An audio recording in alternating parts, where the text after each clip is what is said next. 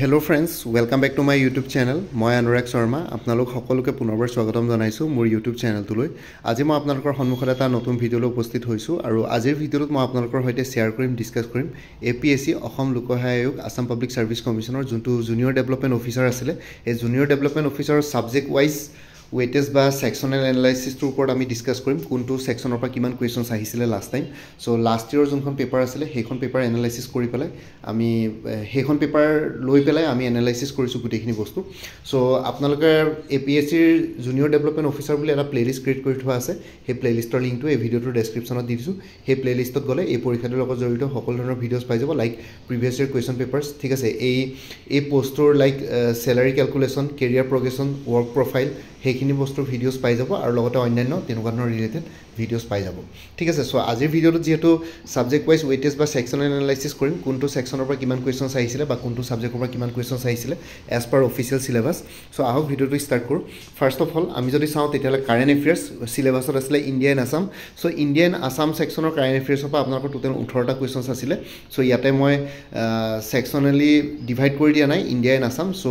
overall India and আসামৰ current affairs মিলাই পেলাই টোটাল 18টা কোৱেশ্চনছ আছিলে ঠিক আছে সো ইয়াতে 18টা কোৱেশ্চনছ আপোনালোকে কাৰেন্ট এফেয়াৰ্সৰ পৰা পাব ইয়াতে বেসিক্যালি গভৰ্নমেন্ট স্কিমছ বিলাকৰ ওপৰত কোৱেশ্চনছ সোধা হৈছিল কাৰেন্ট এফেয়াৰ্সৰ সেকশনত আৰু APSC পৰীক্ষাত আপোনালোকে দেখিব কাৰেন্ট এফেয়াৰ্স বুলি ক'লে মানে সদায় বেসিকে 90% কোৱেশ্চনছ এতিয়া 18টা কোৱেশ্চনৰ হয়তো 15টা মান কোৱেশ্চন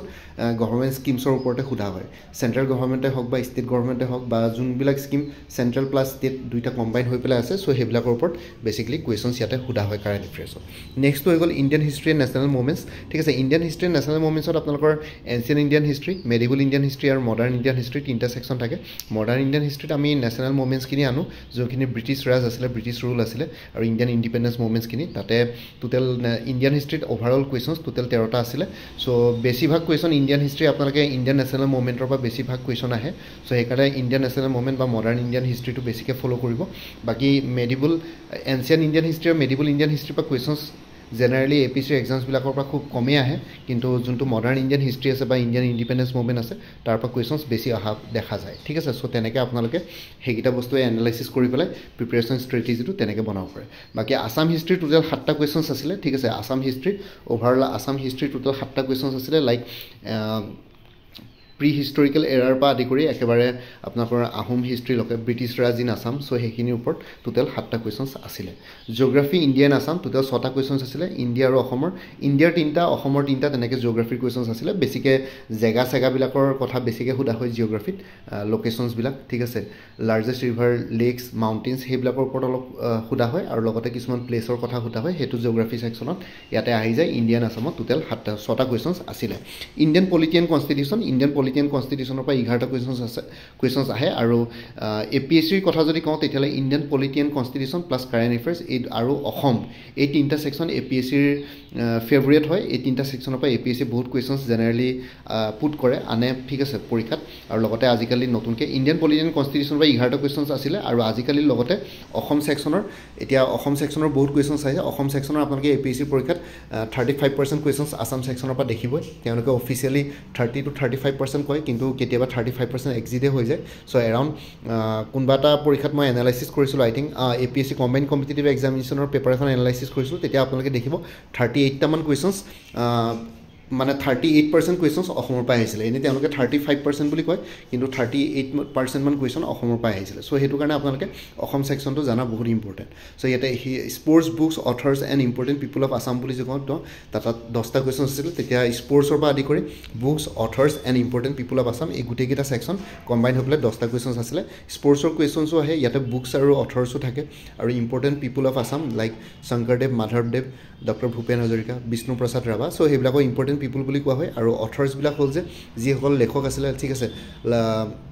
লক্ষ্মীনাথ বেজবৰুৱা জ্যোতিপ্ৰসাদ আগৰৱালাৰ পৰা আদি কৰি যোনখিনি ক্ৰিয়েটৰ আছিলে আৰু লগতে বাকি যোনখিনি অথৰ্ছ আছিলে লাইক ভৱেন্দ্ৰনাথ শইকীয়া পৰা আদি কৰি গোটেইখিনি থাকে আৰু তাতে আৰু বুকছ বুলি ক'লে মানে তেওঁলোকে লিখা কিতাপবিলাক শংকৰদেৱৰ কিতাপ কিছুমান লিখিছিলে গুণমালা পৰা আদি কৰি সেইবিলাকতো বুকছৰ সেকশনত ইনক্লুডেড হৈ থাকে সো সেইখিনি বস্তু overall sports books authors and important people of আসামৰ পৰা 10টা কোৱেশ্চন আছিলে ইকোলজি বুলি যে কওঁ ইণ্ডিয়ান আসামৰ পৰা 3টা কোৱেশ্চনছ আছিলে ইকোনমি ইণ্ডিয়ান আসামৰ পৰা 3টা কোৱেশ্চন আৰু এনভাইৰনমেণ্ট আসামৰ পৰা 2টা কোৱেশ্চন ঠিক আছে ইকোলজি আৰু এনভাইৰনমেণ্ট এনভাইৰনমেণ্ট অলমষ্ট একেই টাইপৰে হয় আপোনালোকে বহুত বেছি ডিফাৰেঞ্চিয়েট কৰিব নোৱাৰে কিন্তু এনভাইৰনমেণ্ট আৰু ইক'লজিটোৰ অলমষ্ট ছেকশ্যনকেইটা একে অকণমান মাইনৰ চেঞ্জেছ থাকে তথাপিতো আপোনালোকে ইয়াতে ecology India and Assam economy India and Assam আৰু এনভাইৰনমেণ্ট অফ আছাম ইয়াতে টোটেল 8টা কুৱেশ্যনছ আছিলে 3টা ইক'লজি ছেকশ্যনত আছিলে ইকনমিত 3টা আছিলে আৰু এনভাইৰনমেণ্ট অফ আছামত 2টা কুৱেশ্যনছ আহিছিলে আৰু জেনেৰেল মেণ্টেল এবিলিটিটো এটা ইম্পৰ্টেণ্ট ছেকশ্যন হয় কাৰণ জেনেৰেল মেণ্টেল এবিলিটিটো জনাটো ইম্পৰ্টেণ্ট হয় যিকোনো কম্পিটিটিভ এক্সামছত জেনেৰেল মেণ্টেল এবিলিটিটো থাকে ইয়াতে আপোনালোকৰ বেছিক মেথমেটিক্সখিনি আহে আৰু লগতে কিছুমান আপোনালোকৰ অলপ ৰিজনিং টাইপৰ বস্তু কিছুমান আহে ইয়াতে জেনেৰেল মেণ্টেল এবিলিটি টোটেল 11টা কুৱেশ্যনছ আছিলে যিহেতু জুনিয়ৰ ডেভেলপমেণ্ট অফিচাৰ চিলেবাছত আছে বাকী প্ৰিভিয়াছ ইয়েৰ কুৱেশ্যন পেপাৰখন মই ডিছকাছ কৰিছিলোঁ মই ক'লোৱে যোনটো ভিডিঅ' ডেছক্ৰিপশ্যনত লিংক দিয়া আছে প্লেলিষ্টৰ তাতে গৈ পেলাই প্ৰিভিয়াছ ইয়েৰ কুৱেশ্যন পেপাৰখন পাই যাব তাতে গোটেইখিনি বস্তু চাই ল'ব পাৰিব literature culture and festivals of আছামত 3টা basically literature culture and festivals of আছামত ঠিক আছে আপোনালোকৰ ইয়াতে মই ওপৰত দিছিলোঁ স্পৰ্টছ বুকছ অথৰ্ছ এইবিলাকত আপোনালোকৰ তাতে লিটাৰেচাৰ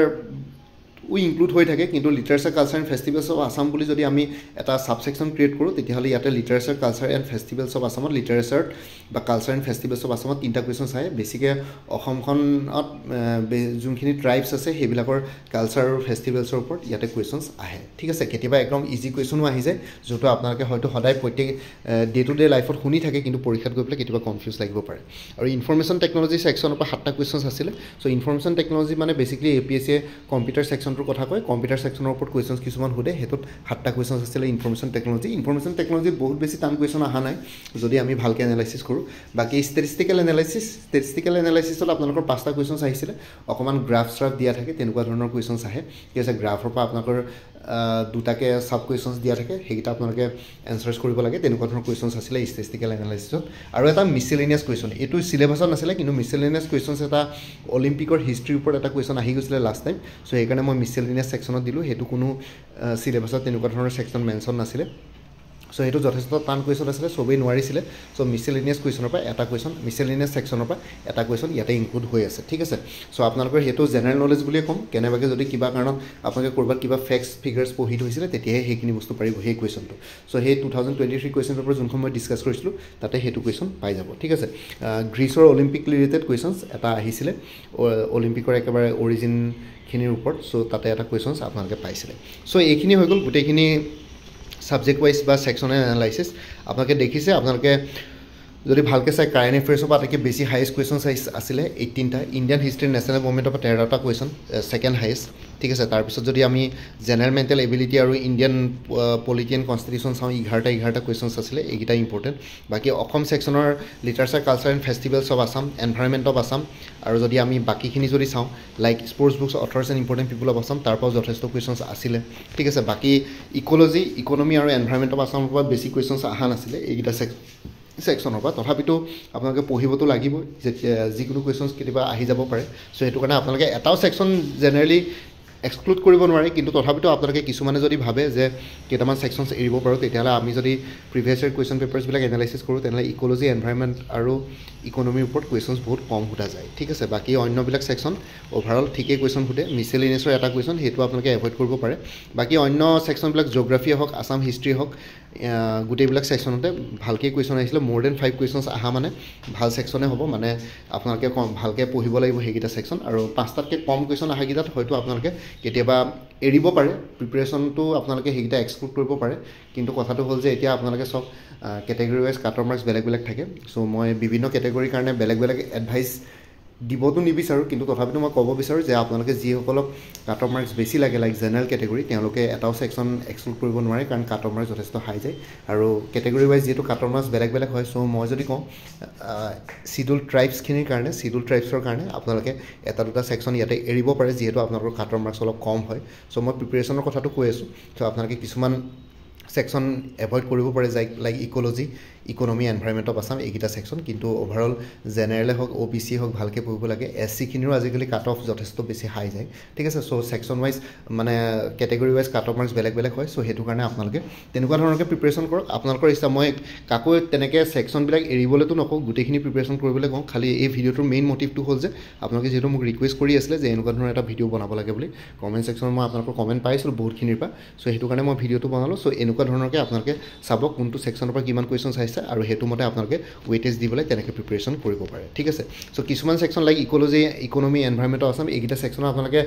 ওপৰা ওপৰিকৈ পঢ়িলেও হ'ব বেছি ইনডেপ্থ নপঢ়িলেও হ'ব কাৰণ কুৱেশ্যনছ বহুত কম অহা গৈছে কিন্তু বাকীকেইটা ছেকশ্যন আপোনালোকে ভালকৈ পঢ়িব লাগিব কাৰণ বহুত কুৱেশ্যনছ আহে ঠিক আছে বাকী কাৰেণ্ট এফেয়াৰ্ছটোতো জানে কাৰেণ্ট এফেয়াৰ্ছ আৰু অসম এইকেইটা ছেকশ্যন বহুত ভালকৈ পঢ়িব লাগে আৰু যদি মই জেনেৰেল মেণ্টেল এবিলিটিৰ কথা কওঁ বা ষ্টেটিষ্টিকেল এনালাইচিছৰ কথা কওঁ তেতিয়াহ'লে আপোনালোকে APSCৰ যিমান ডিপাৰ্টমেণ্টেল এক্সামছ আছে with including APSC combine competitive এক্সামছৰ CSET পেপাৰ সেইবিলাক পেপাৰ যদি আপোনালোকে ভালকৈ ছল্ভ কৰি যায় তেতিয়াহ'লে এইখিনি বস্তু আপোনালোকৰ কভাৰ হৈ যাব জেনেৰেল মেণ্টেল এবিলিটি হওক ষ্টেটিষ্টিকেল এনালাইচিছ হওক এইখিনি বস্তু আপোনালোকে তাতে কভাৰ কৰিব পাৰিব ঠিক আছে চ' এইখিনিয়ে জনালোঁ এই ভিডিঅ'টো চাই পেলাই আই হোপ আপোনালোকে বহুতখিনি বস্তু গম পালে আৰু বাকী কমেণ্ট ছেকশ্যনত জনাব কাৰোবাৰ যদি কুৱেশ্যনছ থাকে ডাউটছ থাকে আৰু লগতে আপোনালোকে যদি বাকী আপকামিং এক্সামছবিলাকৰ কাৰণে প্ৰিপেৰেশ্যন কৰি আছে লাইক এতিয়া বৰ্তমান APSCৰ কম্বাইন কম্পিটিভ প্ৰিলিমিনাৰী এক্সামছত আহি আছে 8 of June 2025 ঠিক আছে চ' তাৰ কাৰণে আপোনালোকৰ প্ৰিলিমিনাৰীৰ কাৰণে মক প্ৰেক্টিছ ছল্ভ পেপাৰ্ছ দুখন এভেইলেবল আছে জেনেৰেল ষ্টাডিজ আৰু CSETৰ কুৱেশ্যনছ দুইখনতে ইনক্লুডেড হৈ আছে তাতে আপোনালোকে 85 ৰুপিছত ল'ব পাৰিব প্ৰেক্টিছৰ কাৰণে কোনোবা যদি ইণ্টাৰেষ্টেড আছে হোৱাটছএপ কৰিব পাৰে 9706557851 লগতে আপোনালোকে যদি অনলি কাৰেণ্ট এফেয়াৰ্ছ ল'ব বিচাৰে 2024-25 নহ'লে 99 ৰুপিছত এভেইলেবল আছে 2024 ফুল ইয়েৰ 2025 এপ্ৰিললৈকে কভাৰ কৰা হৈছে ইয়াতে হোৱাটছএপ কৰিব পাৰে 9706557851 আৰু কোনোবাই যদি preliminary mock practice papers plus current affairs ল'ব বিচাৰে 175ত এভেইলেবল আছে হোৱাটছএপ কৰিব পাৰে 9706557851 আৰু ইনস্পেক্টৰ অফ ষ্টেটিষ্টিকৰ ফুল কোৰ্ছ এভেইলেবল আছে পেপাৰ অন ইংলিছ আৰু পেপাৰ টু কাৰেণ্ট এফেয়াৰ্ছৰ ওপৰত কাৰেণ্ট এফেয়াৰ্ছ মেথমেটিক্স আৰু ৰিজনিং 150 ৰুপিছত কোনোবা যদি ইণ্টাৰেষ্টেড আছে হোৱাটছএপ কৰিব পাৰে 9706557851 আৰু APSC জুনিয়ৰ ডেভেলপমেণ্ট অফিচাৰ এই পৰীক্ষাটোৰ ওপৰতো ফুল কোৰ্ছ এভেইলেবল আছে 299ত কোনোবা যদি ইণ্টাৰেষ্টেড আছে হোৱাটছএপ কৰিব পাৰে 9706557851 APSC ইনস্পেক্টৰ অফ লিগেল মেট্ৰলজিৰ ফুল কোৰ্ছ এভেইলেবল আছে জেনেৰেল ষ্টাডিজৰ ওপৰত 249ত কোনোবা যদি ইণ্টাৰেষ্টেড আছে হোৱাটছএপ কৰিব পাৰে 9706557851 APSC জুনিয়ৰ এডমিনিষ্ট্ৰেটিভ এছিষ্টেণ্টৰ ফুল কোৰ্ছ এভেইলেবল আছে 349ত ফেজ 1 ফুল কোৰ্ছ এভেইলেবল আছে জেনেৰেল ষ্টাডিজৰ ওপৰত আৰু phase 2 general English plus precis writing পাই যাব হোৱাটছএপ কৰিব 9706557851 আছাম এগ্ৰিকালচাৰ ইউনিভাৰ্চিটিৰ ৰিক্ৰুইটমেণ্ট 2025ৰ ফুল কোৰ্ছ এভেইলেবল আছে 299ত হোৱাটছএপ কৰিব পাৰে কোনোবা যদি ইণ্টাৰেষ্টেড আছে 9706557851 APSC জুনিয়ৰ ইঞ্জিনিয়াৰ ফুল কোৰ্ছ এভেইলেবল আছে general studies and English grammar ওপৰত 249ত হোৱাটছএপ কৰিব পাৰে 9706557851 APSC এগ্ৰিকালচাৰ ডেভেলপমেণ্ট অফিচাৰ ফুল কোৰ্ছ এভেইলেবল আছে জেনেৰেল ষ্টাডিজৰ ওপৰত 249ত হোৱাটছএপ কৰিব পাৰে 9706557851 আৰু আপোনালোকে মোৰ পৰা কোৰ্ছ ল'লে কাৰেণ্ট এফেয়াৰ্ছবিলাক লাইফ টাইম পাই থাকিব তাৰ কাৰণে কোনো ফাৰ্ডাৰ পে'মেণ্ট কৰিব নালাগে বৰ্তমান কাৰেণ্ট এফেয়াৰ্ছ কোৰ্ছসমূহত 2024 ফুল ইয়েৰ 2025 এপ্ৰিললৈকে কভাৰ কৰা হৈছে মে' মাহটো কমপ্লিট হোৱাৰ পিছত জুনত মে' মাহৰ কাৰেণ্ট এফেয়াৰ্ছখিনিও পাই যাব তাৰ কাৰণে এটা ৰিমাইণ্ডাৰ মেছেজ দিলে হ'ল চ' কোনোবা যদি ইণ্টাৰেষ্টেড আছে এই হোৱাটছএপ নম্বৰটো মেছেজ কৰি জনাওক 9706557851 আপোনালোকক কোনটো কোৰ্ছ লাগে কোৰ্ছৰ কণ্টেণ্টছখিনি শ্বেয়াৰ কৰিম লগতে পে'মেণ্টৰ লিংক দি দিম পে'মেণ্ট কৰাৰ লগে লগে গোটেই কোৰ্ছটো নিজৰ হোৱাটছএপত PDF ফৰ্মেটত পাই যাব আৰু ইয়াতে যোনটো হোৱাটছএপ নম্বৰ দি আছে এইটো অনুগ্ৰহ কৰি কল নকৰিব এইটো জাষ্ট হোৱাটছএপ মেছেজৰ কাৰণে এভেইলেবল কলৰ কাৰণে এভেইলেবল নহয় বাকী ভিডিঅ' ডেছক্ৰিপশ্যনৰ কমেণ্ট ছেকশ্যন চেক কৰক তাতে কোৰ্ছখিনি কথা আৰু এবাৰ উল্লেখ কৰিছোঁ আৰু লগতে আপোনালোকে